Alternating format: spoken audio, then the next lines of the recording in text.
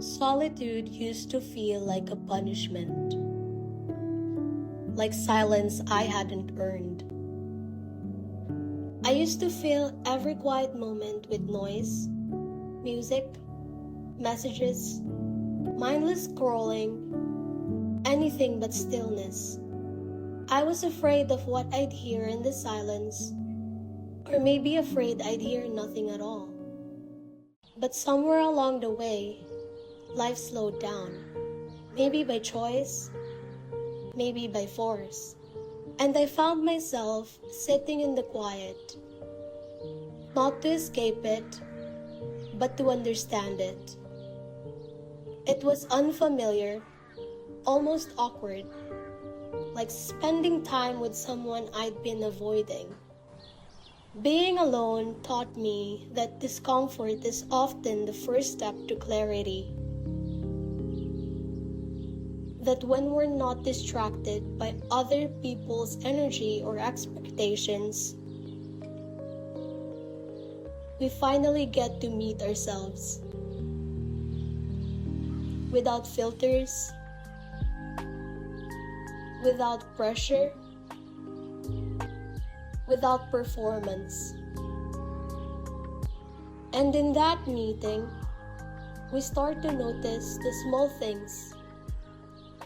How we breathe, what we reach for, what truly brings us comfort. And that version of myself, she wasn't perfect. She was insecure, overthinking, grieving the loss of people she thought would stay. But she was also curious and ready and learning how to take up space in her own life without needing permission.